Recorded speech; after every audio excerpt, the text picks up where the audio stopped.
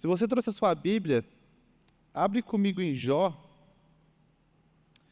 livro de Jó, capítulo 1.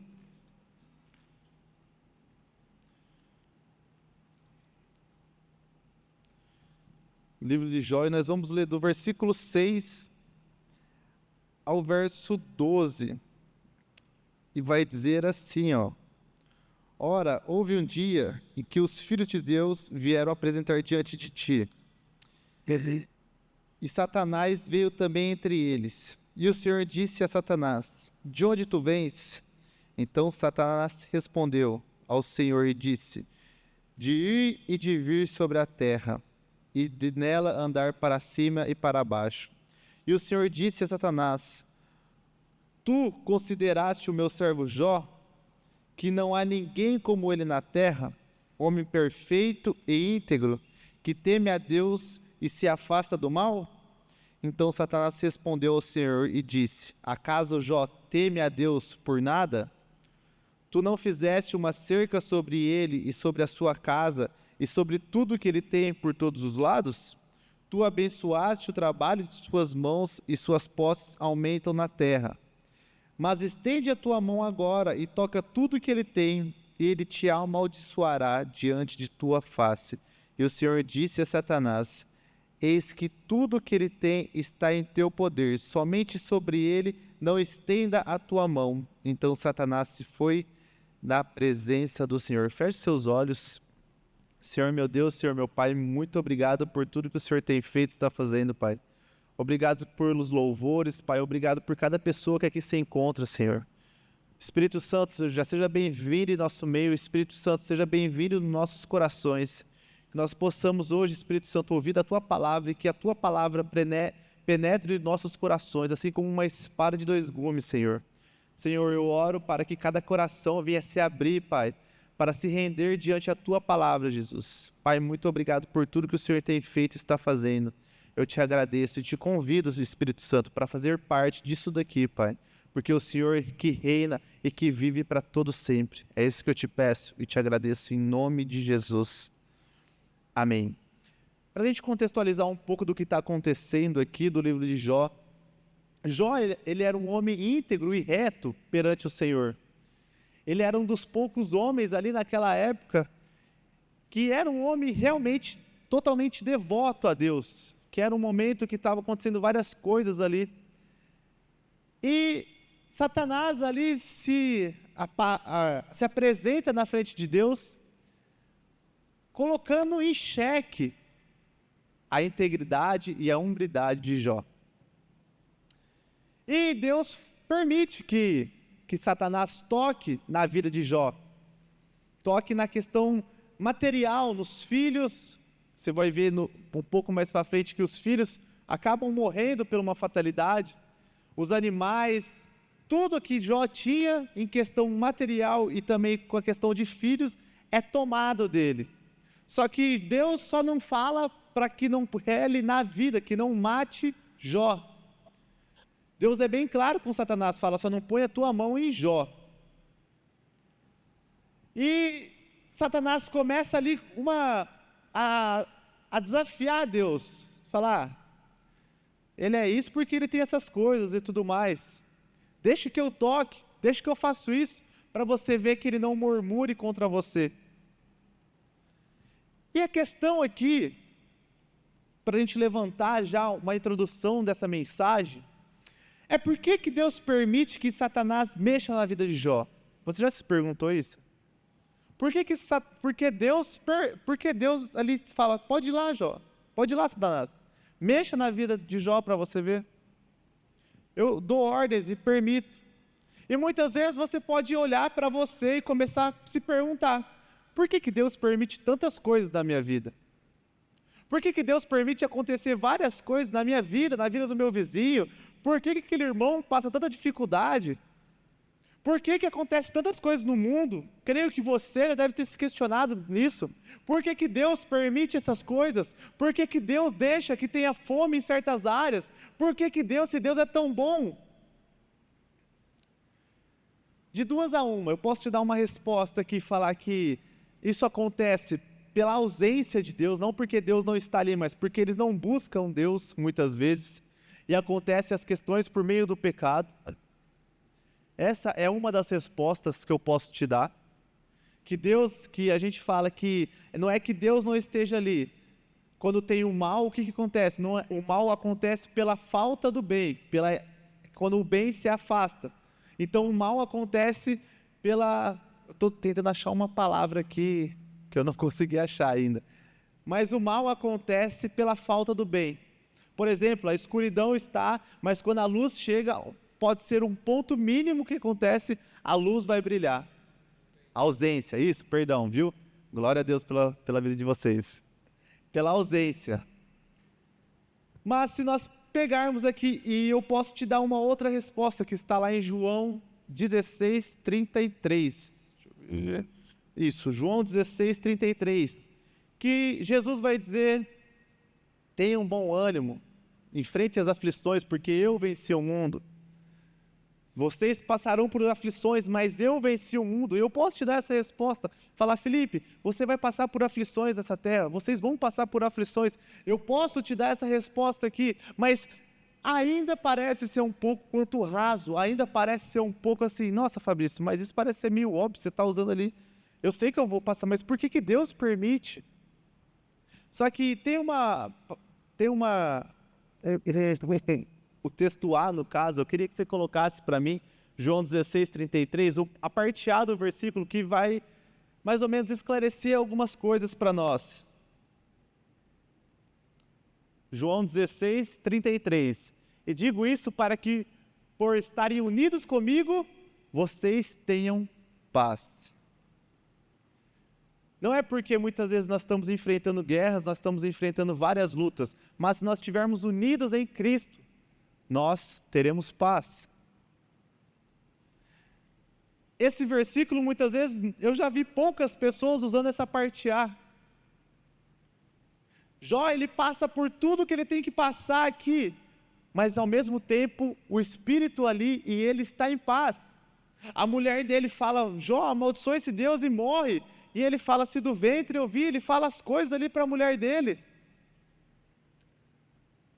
Se do ventre eu nasci pelado, se eu nasci pelado e eu quero morrer pelado, e está tudo bem, e Deus sabe de todas as coisas. Isso eu estou parafraseando aqui. Mas sabe, muitas vezes nós temos que enfrentar algumas lutas na nossa vida para nós encontrarmos paz em Cristo. Porque se nós não estivermos em Cristo, como é que nós vamos encontrar paz? Aí vai vir as aflições, e aí você, como ser humano que nós somos, nós vamos querer apontar e colocar a culpa em alguém. E geralmente esse alguém sempre é Deus. Se Deus não faz da forma que nós queremos, nós fica perguntando: por que eu? Por que eu que tenho que passar essas lutas? Por que eu que tenho que passar essas aflições? Por que eu? E chegou o momento de nós encontrarmos paz realmente em meio ao caos que é a nossa vida. Paz realmente, encontrar paz em Jesus, não somente nas horas boas da vida, mas em todas as horas da nossa vida. É muito fácil encontrar paz em Deus quando nós estamos com a conta bancária recheada, quando nós estamos com o emprego dos sonhos, quando nós temos o namorado, a namorada dos sonhos, que nós queremos casar e tudo mais. Quando nós estamos aqui na igreja e o Espírito Santo vem, é muito fácil encontrar paz em Cristo nesses momentos. O problema é quando vem as aflições, as dificuldades. Como que nós encontramos paz em Cristo nesse momento? E aquilo lá: por que eu? Por que eu que tenho que passar essas lutas? Por que eu que tenho que fazer isso? Cada um é destinado a passar a luta que Deus quer que nós passamos. E para que, muitas vezes, como o diabo mexe na nossa vida, eu queria fazer uma ilustração. Eu quero chamar 3 pessoas aqui. Vamos lá, quem vai se candidatar? Então eu vou ter que chamar. 1, 2, 3, pronto. Vamos lá. A primeira vai ser o Felipe. O Felipe, ele já está com Cristo há algum tempo. O Felipe, ele está cheio de fé, ele é um cara, nossa, um Acida 2.0. O Felipe, ele é um cara que está, sabe, com fé. Aqui é nosso amigo Cairo. que está começando na fé agora, que está aqui e começou na fé e está iniciando, engateando ainda. E aqui é o David. Está amarrado e repreendido o que eu vou falar agora na sua vida, irmão, mas o David está no mundo. E aqui, ele está no mundo e ele nem quer saber de igreja. Aqui, o diabo vai mexer de um jeito. Aqui o diabo, muitas vezes, não vai precisar colocar algumas coisas que, sei lá, que para ele já não faz mais sentido. Aquele pecado de estimação já não vai atrapalhar mais ele.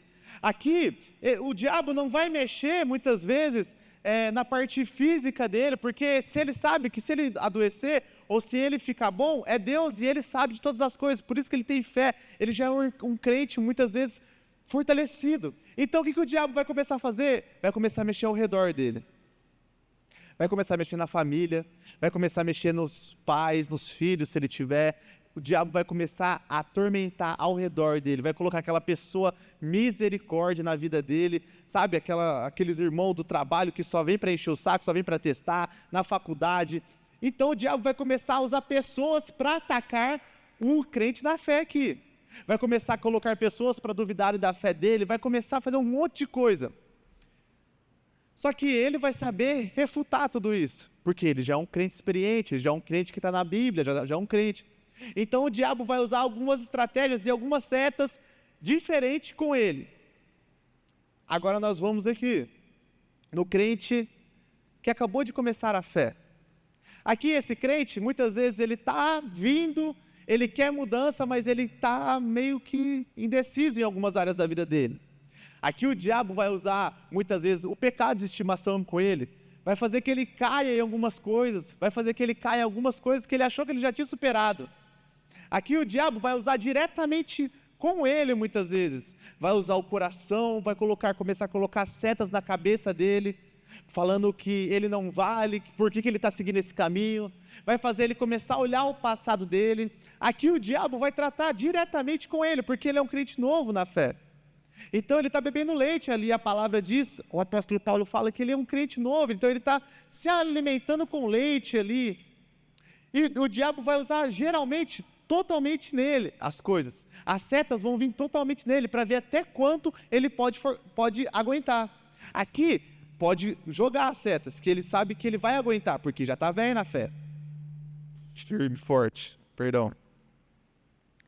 Só que aqui, o diabo sabe que qualquer seta um pouco mais forte que ele colocar, pode ser que esse crente mais novo, se ele não tiver pessoas ao redor, se ele não tiver uma mente estabelecida realmente que ele quer mudar de vida, ele acaba caindo. Então aqui o diabo já usa outras circunstâncias para tratar ele. Então aqui, uma questão, vamos colocar, como nós estamos tratando no Setembro Amarelo, aqui pode ser que o diabo vai começar a colocar algumas coisas suicidas, para que ele possa tirar a própria vida. Vai começar a querer matar o espírito e a alma dele. Aqui já não tem mais como fazer isso, porque aqui já está fortalecido. Mas aqui ele usa outras estratégias, como eu mostrei. Mas aqui não. Aqui ele vai começar a usar algumas coisas que vão atacar diretamente o espírito e a alma dele. E agora nós vamos aqui, para o mundo, para aquele cara que está no mundo. Aquele cara que pode ser que conhece ou não conhece Deus, ou às vezes já passou algum momento na igreja, mas hoje ele está no mundo. Aqui o diabo ele não vai fazer muito esforço, totalmente. Porque o diabo já sabe que ele mesmo, as próprias vontades, já estão caminhando para o mundo. Então qual vai ter o esforço que o diabo vai colocar aqui? Vai ser somente tentações para que ele possa começar a alimentar mais a carne dele. Então vamos supor que o nosso irmão aqui, o David, ele já está, misericórdia, em nome de Jesus, não vai acontecer isso, é só uma ilustração, em nome de Jesus. Ele já está indo nas baladas, já está fazendo as festas e tudo mais. O que o diabo vai colocar?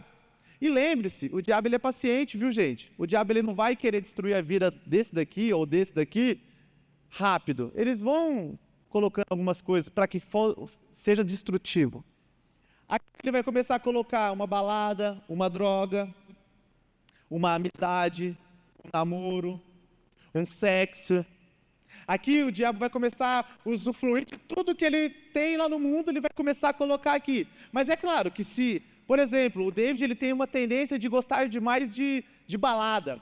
o diabo não vai colocar festa, country para ele... Não, o diabo vai colocar balada, rave, bala, doce, para ele tomar e ficar muito louco. O diabo vai usar isso daqui. E quanto mais ele for usando, mais o diabo vai colocando, mais oportunidade. Ou às vezes ele é fissurado em fazer sexo. Então o diabo vai colocando mais pessoas para ele fazer sexo, mais pessoas para isso, para que ele possa contaminar uma doença, ou para que ele possa ter 25 filhos e automaticamente ter que pagar pensão, ser preso.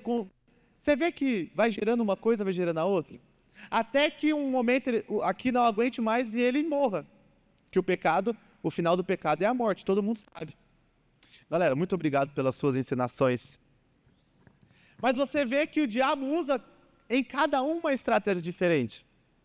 Em cada um o diabo vai usar algo diferente. Aqui não foi diferente. Ele começou a usar algumas coisas para achar que tentaria diminuir a fé de Jó.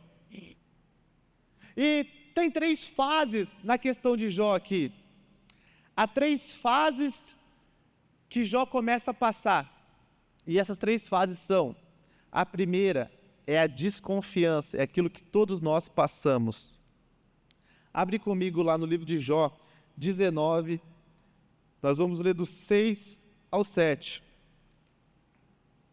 E vai dizer: sabei agora que Deus me derrubou e me cercou com a sua rede. Eis que eu clamo por causa do que é errado, mas não sou ouvido. Eu grito alto, mas não há julgamento.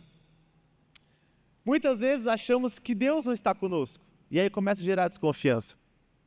É aquilo lá, por que eu? Por que eu que tenho que passar essas lutas? E aí você começa a colocar um pingo de desconfiança em Deus. Será que Deus existe? Será que Deus é comigo? Será que Deus está comigo? Nossa, será que Deus ainda lembra de mim? Jó diz aqui, ó: sabei agora que Deus me derrubou e cercou com a sua rede. Parece que Deus derrubou ele, sabe, pisou nele. Parece que Deus é um cara mais mau que existe. E é isso que acontece quando nós começamos a querer questionar e desconfiar de Deus. Por quê? Porque talvez a nossa vida não está indo da forma que nós queríamos. Tudo que não vai da forma que nós queremos colocar a culpa em alguém, como eu disse no começo. E nesse momento da vida nós colocamos a desconfiança em Deus. Nossa, mas o Léo joga futevôlei? Nossa, mas parece que eu treino tanto e os bagulho não vai. É Deus que não é. Nossa, Deus não está comigo. Eu sou um atleta de Deus, mas Deus não está comigo. Sei lá, alguém aqui no trabalho, o Matos no trabalho. Nossa, eu viajo tanto, mas parece que eu não consigo vender. O que está acontecendo? Eu acho que Deus não está comigo. Seja em qual circunstância, é um exemplo, tá, galera? Parece que é uma desconfiança que nós temos em Deus. Mas é aquilo, nós ainda não totalmente estamos encontrando paz com Deus. Porque quando nós encontramos paz em Cristo, quando nós conseguimos encontrar paz em Cristo totalmente, nós declaramos que até na dificuldade, nós estamos com Deus. E não tem esse X da desconfiança. Porque, independente do que aconteça, você vai saber que Deus tem um plano para a sua vida. Que Deus tem algo para a sua vida. Mas nós sempre queremos gerar uma desconfiança dentro da gente. É onde que o diabo começa a tacar uma seta. Será que Deus está com você mesmo? Será que você vai todo sábado naquele culto lá, mas parece que sua vida não anda? Você vai na igreja, você batizou, você agora está batizado no Espírito Santo, você acabou de sair do retiro, mas parece que é tudo a mesma coisa. Sério mesmo? Que você vai servir esse Deus? E essa voz na sua mente, se você deixar ela entrar e não conseguir rebater ela vai criando mais força. Ela vai criando mais força na sua mente, até um ponto que você vai falar: realmente, Deus não está comigo, Deus não existe. Você alimenta aquilo que você está na sua mente. Muitas vezes nós temos que tomar cuidado com a nossa mente. Quando vier pensamentos negativos, eu vou deixar uma dica aqui para você. Seja louco. Fabrício, como que eu vou ser louco? Fala assim, em nome de Jesus, isso aqui que eu estou pensando aqui não é de mim, eu jogo lá no cativo. Jogo lá no cativo. Seja louco. Comece a declarar com a sua boca. Vem o pensamento ruim e fala, isso aqui não é de mim, em nome de Jesus eu jogo para o cativo esses pensamentos. Seja louco. Fabrício, está falando para mim ser louco? Antes você ser um louco como Jesus, do que você ser um louco dando ouvido para para sua mente ali que muitas vezes é seta do inimigo e você acabar errando. É uma dica que eu deixo para vocês. O momento que começar a vir algumas desconfianças na sua mente, põe a mão na sua mente aí agora. Fala assim, ó, em nome de Jesus, esses pensamentos ruins vai pro cativo. Agora, em nome de Jesus. Pronto. Vai ver que vai falar, vixe, esse aí é penteca. Esse aí... Mas que nós possamos começar a ser algumas coisas assim. E quando surgir essa desconfiança, mas de repente você vai ver que as coisas começam a mudar. A atmosfera da sua vida começa a mudar e as coisas começam a mudar. E aí vem a questão do arrependimento. Se você ainda está com a sua Bíblia aberta, eu espero que esteja, abre comigo em Jó 42. Vamos ler do versículo 5 e o 6, e vai dizer assim: eu tinha ouvido de ti com os ouvidos, mas agora meus olhos te veem. Portanto, abomino-me e arrependo-me em pó e cinzas. Deus permite que a luta para que possamos conhecer mais dele. Muitas vezes Deus está permitindo essa luta que você está passando, isso que você está vindo na sua mente muitas vezes, para que você possa se arrepender e que você possa conhecer mais dele. Quantos aqui conhecem a Jesus? Ninguém? Quantos aqui realmente conhecem a Deus e sabem escutar a voz dele? Muitas vezes é aquilo que meu pai sempre falou para mim, eu acho que eu já falei para vocês, se não é pelo amor, é pela dor.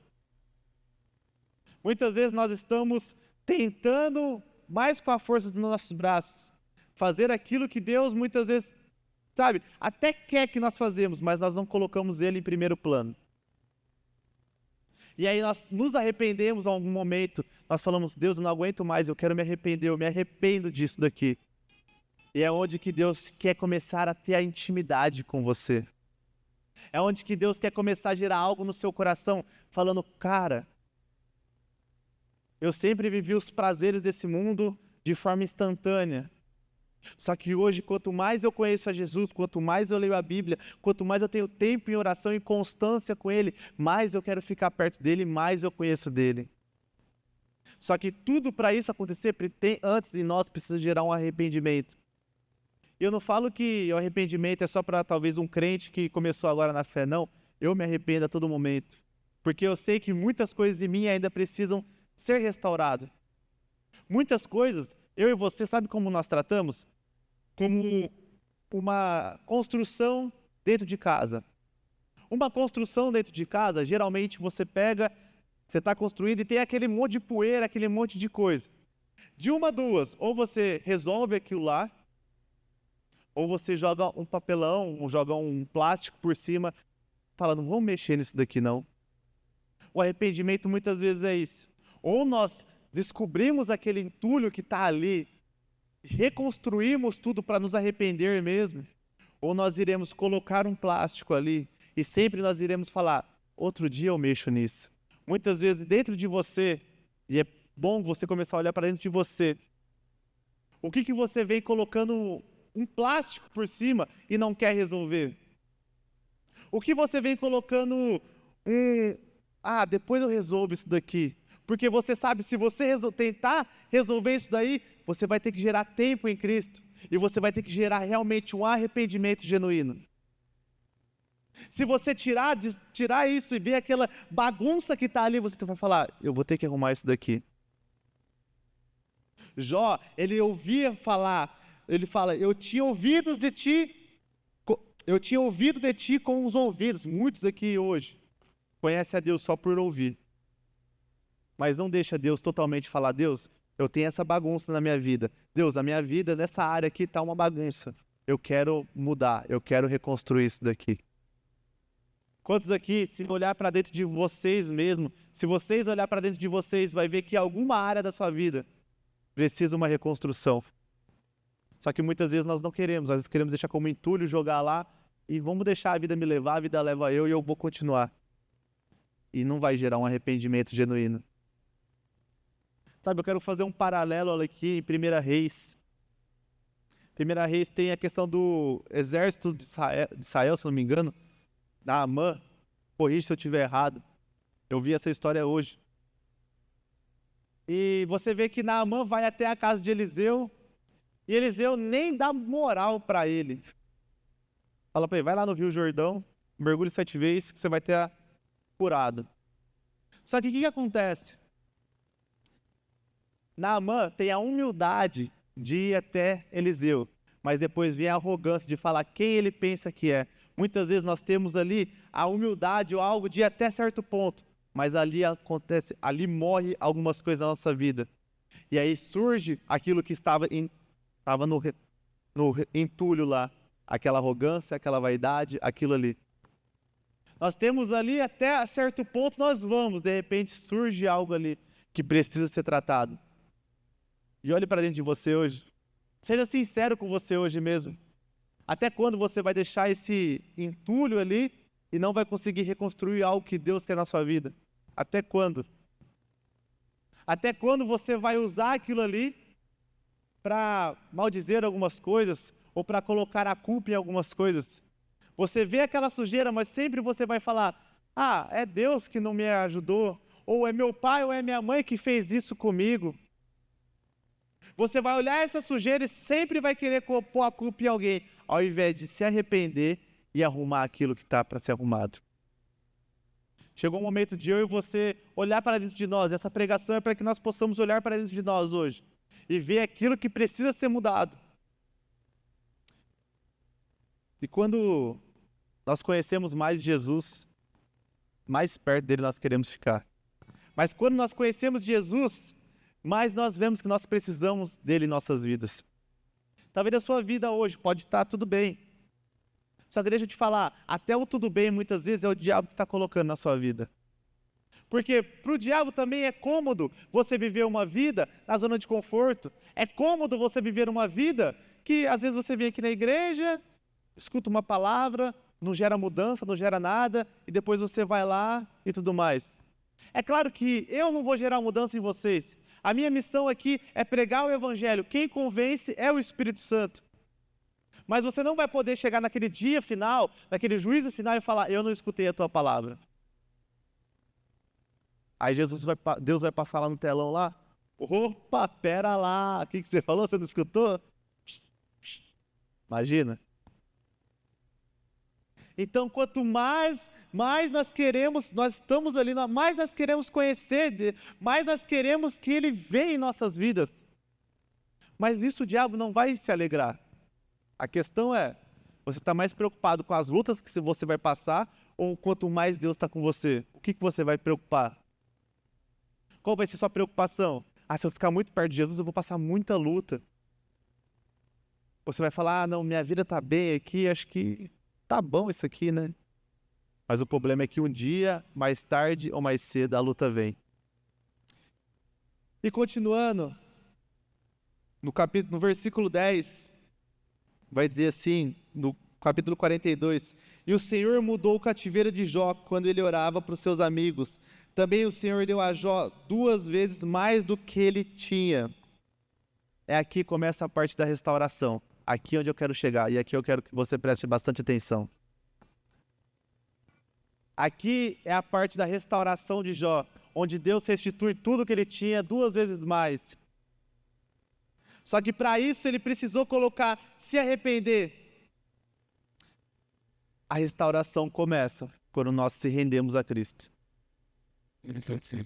A restauração começa quando nós falamos, Pai, eu não consigo mais. Pai, tá vendo esse entulho aqui? Eu quero que o Senhor mexa. Pode doer de momento. Eu posso chorar, mas eu vou saber que o Senhor vai estar comigo. Será que você é capaz de olhar para dentro de você hoje e ver o que precisa ser restaurado? Será que você é capaz de olhar para dentro de você mesmo e falar, cara, eu preciso mexer nessa minha área, acho que chegou a hora de eu mexer. Acho que chegou a hora de eu mexer nisso daqui. Acho que chegou a hora de eu realmente olhar para dentro de mim e falar, é necessário mexer nisso daqui agora. Porque senão eu vou levar mais e mais vezes e não vou mexer. Seja um perdão, seja algo, não sei o que precisa. Não sei se alguém te feriu, não sei se você muitas vezes é muito vaidoso, é muito egoísta em algumas circunstâncias, é invejoso, mente demais. Eu estou colocando algumas circunstâncias para te fazer analisar o que Só você sabe o que passa dentro de você. Sabe, mas chegou o momento da restauração. Nós estamos aqui, Setembro Amarelo. E eu posso muito bem falar aqui sobre não se mate, Deus tem o melhor para você e tudo mais. Mas Deus me mostrou que muitos aqui precisam de uma cura. Não é nessa questão de morte daqui assim, se você se jogar de algum lugar. Mas muitas feridas e muitas pessoas estão mortas espiritualmente. Eu quero que você olhe para dentro de você e veja se a sua alma há alguma ferida que precisa ser fechada. Se a sua alma precisa ter algo que precisa ser confessado, ou se há algo que precisa ser liberado. Muitas vezes nós queremos colocar as culpas em muitas pessoas, e é onde que a nossa alma parece que só vai machucando cada vez mais. Muitas vezes o nosso espírito, nós estamos vindo aqui, mas o nosso espírito já está morto. Quando eu falo espírito, não é o Espírito Santo, não, eu estou falando a presença dele em você. A presença dele em você já não existe mais. Aquele que um dia foi festa, hoje já é luto. Porque já não tem mais nada dentro de você. E eu quero te perguntar hoje, nesse Setembro Amarelo, você quer mudar de vida? Você quer mexer nisso daí que precisa ser mexido? E talvez ser acompanhado, talvez você vai ter que mexer em algumas coisas da sua vida que não vai ser restaurado totalmente hoje. Vai precisar de um acompanhamento. Você está pronto para ser isso? Você está pronto para fazer isso e largar de uma vez por toda isso que te atrapalha? Você vai estar pronto para largar essa... Eu já nem sei se existe essa palavra, essa mornidão espiritual que só vive no morno. Às vezes é quente, às vezes é frio, mas é sempre meia vida. Ou talvez você que... Cara, eu vou falar... É algo que Deus está colocando no meu coração. Se tem, eu peço até que fique aqui embaixo, que eu quero orar com você. Mas que sobe no altar, mas está morto espiritualmente. Tem um sorriso, mas está morto por dentro. Sabe, hoje Jesus ele quer mudar algumas coisas. Mas para isso, precisa primeiramente do seu passo. Para isso, precisa primeiramente você se arrepender de todo o seu coração e deixar que Deus pegue esse plástico, tira esse plástico e começa uma reconstrução na sua vida. Eu quero que você fique de pé.